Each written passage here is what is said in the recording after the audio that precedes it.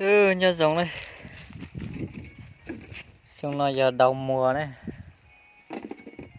Đầu mùa sau chút điều đấy. Ít taki sau taki khờ ta nó. Taki khờ chả nó giờ phải chờ tính nữa. Chả nó giờ ót tính nữa đó. Taki khờ inu ta nó ót tính lại chị. Lại ít khó mê lại ít nang ít khó nó thế lại mê nữa. Giờ đầu mùa này chỉ tao dành tao đó điều trong có thực téo rất bẩn lại thế nữa rồi có lo cái này mong chỉ muốn bày chuyện sẽ tiền rồi mà hùa chỉ nông cày chậu cây sao và chỉ nông cày chậu cây sao cho nó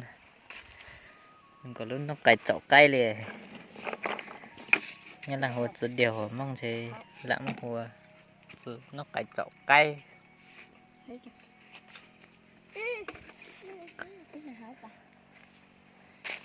tao xá đấy nữa chuyện run chua đó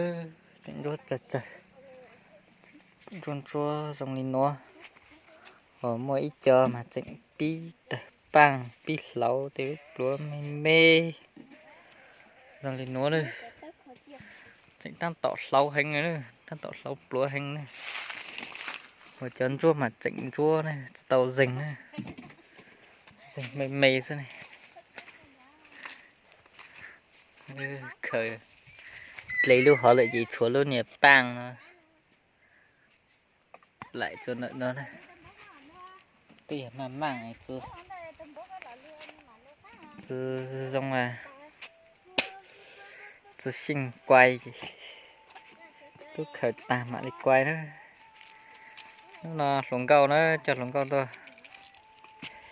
rồi dục khởi đó đi lên khởi chút tàu chỉ cho lồng câu tuần rồi dục khởi này sao lồng câu giống chả trăm nữa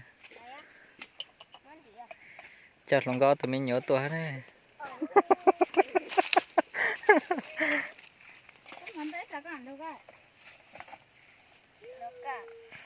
thân cho quân đi cho à